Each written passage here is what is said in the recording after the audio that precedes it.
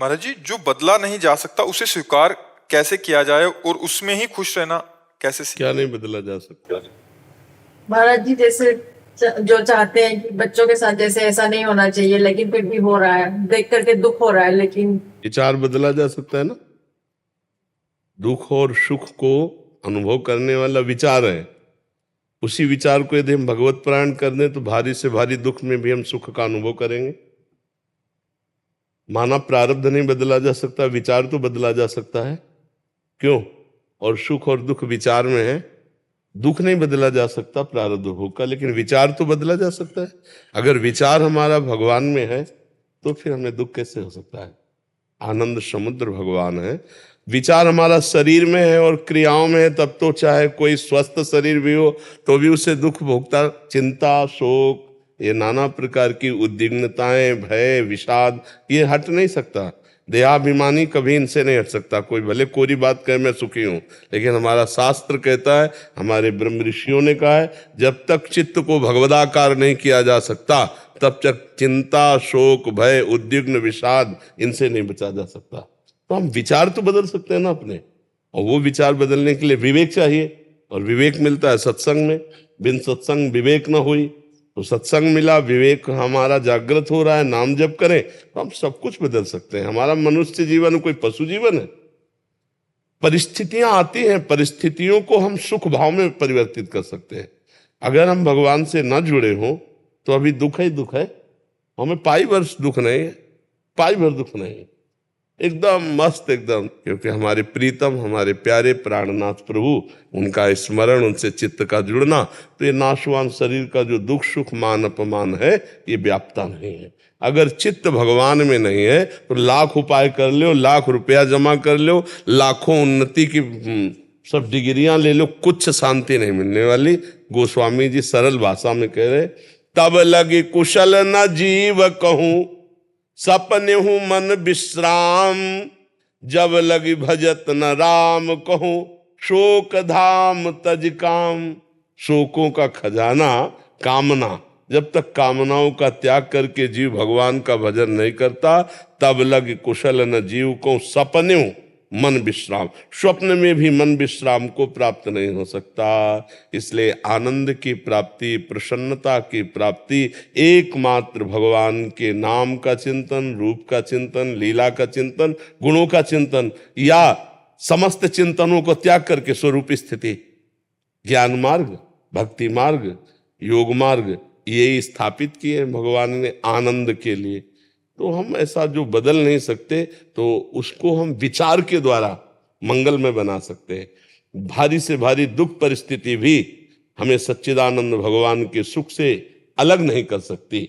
अगर सच्चिदानंद सुख नहीं मिला तो ये पार्थिव सुख हमें संतोष नहीं दे सकते, क्योंकि हम भगवत स्वरूप हैं। भगवत स्वरूप चैतन्य घन अविनाशी को ये प्राकृतिक विनाशी सुखों से कभी तृप्ति न हुई है, न होगी। इतिहास साक्षी है। बड़े बड़े चक्रवर्ती सम्राटों का चरित्र पढ़कर देख लीजिए कि उन्हें जो देव सुख मिले उससे भी उनको तृप्ति नहीं। अरे देवराजेंद्र को तृप्ति नहीं हुई, वो एक महात्मा की कुटिया में जाकर के गंदा आचरण करता है।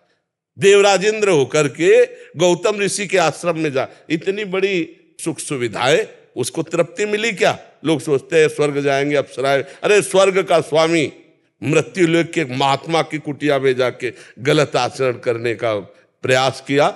जो फिर आप सब जानते हैं उस कथा को, गौतम ऋषि और अहिल्या के चरित्र को। तो त्रिभुवन में कौन ऐसा है जो देवराजेंद्र से बढ़कर भोग विलासिता एकत्रित कर सके? वो त्रिभुवन पति है, फिर भी उसको शांति नहीं, क्योंकि चित्त भगवान में नहीं। इसलिए सार बात है, यहां की परिस्थितियां दो कर्मों से बनती हैं, शुभ कर्म और अशुभ कर्म। और भगवान कहते हैं अवश्यमेव भोक्तव्यम कृतम कर्म शुभाशुभम। पाप कर्म और पुण्य कर्म का फल भोगना पड़ेगा। जैसे कोई नहीं चाहता मुझे दुख आवे, जबरदस्ती दुख आ जाता है, ऐसे ना चाहो तो सुख आ जाएगा जो आपके कर्म के अधीन। लेकिन भगवत प्राप्ति कर्म के अधीन नहीं है। भगवत प्राप्ति क्रियाओं से नहीं होती, वो हमारा स्वरूप है, विचार से। जितना उत्तम स्वीकृति, उत्तम विचार, वो शास्त्र स्वाध्याय, सत्संग, नाम जप, नाना प्रकार के जो भागवतिक सेवाएं, उनके द्वारा पवित्र अंतःकरण से तब हमारा विचार जो है वो परमानंदमय हो जाता है। विचार ही दुख सुख को देने वाले हैं, क्रियाओं में दुख सुख नहीं है, विचार में है। हम कई बार सुनाया, वर्षा हुई, किसान की खेती लहलाई, बड़ा प्रसन्न हुआ, उसको सुख मिला, और कुम्हार के पात्र रखे थे वो सब भींज करके बेकार हो गए, अब वो दुखी हो गया। एक ही क्रिया से एक सुखी हो रहा है और एक दुखी हो रहा है। दो ब्राह्मणों को एक भगत ने निमंत्रण दिया, दोनों खा के लौट रहे थे, एक का मुंह बहुत उदास था, एक का प्रसन्न था। पूछा, भाई आप उदास क्यों है और आप प्रसन्न क्यों है? बोले, आज तो भोजन का भी जुगाड़ नहीं था, भगवान ने भोजन भी करा दिया और 11 रुपया दक्षिणा भी दी जजमान ने, इसलिए हम खुश हैं। बोले, तुम नाराज क्यों हो? बोले, जजमान को देखकर मन में संकल्प बना था 51 तो देगा ही, लेकिन उसने 11 दिया तो हमारा 40 का घाटा हो गया। अब उसमें बताओ, विचार दुख है या क्रिया दुख है? क्रिया तो दोनों को आनंद देने वाली हुई, एक विचार करके दुखी हो जाता है, एक विचार करके सुखी हो जाता है। अब जैसे हमारा कोई अपमान कर रहा है या हमारे सामने कोई विपत्ति आई है, तो हम कोई पशु छोड़िए, मनुष्य है, हम विचार के द्वारा वो संघर्ष करें, हम विचार के द्वारा उसको जीते कि हमारे किसी कर्म का फल आया है, हम थोड़ा शांत रहते हैं। जैसे रात अपने समय से व्यतीत होती है, दिन आ जाता है, ऐसे अपने समय से भोग कराकर विपत्ति भी चली जाएगी। जैसे सुख संपत्ति आती है, ऐसे विपत्ति आती है। हमारा मनुष्य जीवन दोनों को सहने के लिए, पर सहन करने की सामर्थ्य है अध्यात्मवान को, जो परमार्थ पे चल रहा है। अगर परमार्थ नहीं तो टूट जाएगा। देखो, लोग डिप्रेशन में मर रहे, डिप्रेशन में सड़ रहे हैं, क्यों? विचारहीन, विचारहीनता बढ़ती चली जा रही, नकारात्मक सोच, बस भय चिंता शोक। मनुष्य जीवन, तुम सच्चिदानंद भगवान के स्वरूप हो, अंश हो, कहाँ फंस गए? इसलिए उठो, सत्संग सुनो, नाम जप करो, शास्त्र स्वाध्याय करो, परोपकार करो। अभी देखो, सकारात्मक विचार आनंद प्रदान करने लगेंगे, नकारात्मक विचार ही दुख देते हैं।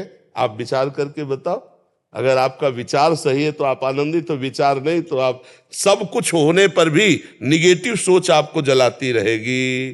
पाप कर्म करने वाला कभी भय रहित नहीं होता, शोक रहित नहीं होता, विषाद रहित नहीं होता, अपने आप मन उसको दंड देता रहता है। और जो सत्कर्म भगवत चिंतन करने वाला है, हर परिस्थिति में, जो विषाद लायक परिस्थिति, उसमें भी उसको विषाद नहीं होता, आनंद होता है। मृत्यु भी उसके लिए महोत्सव हो जाती है, जिसका चित्त भगवान से जुड़ा हुआ है, शरीर राग नष्ट हो चुका है। तो ऐसा समझ रहे हैं आप?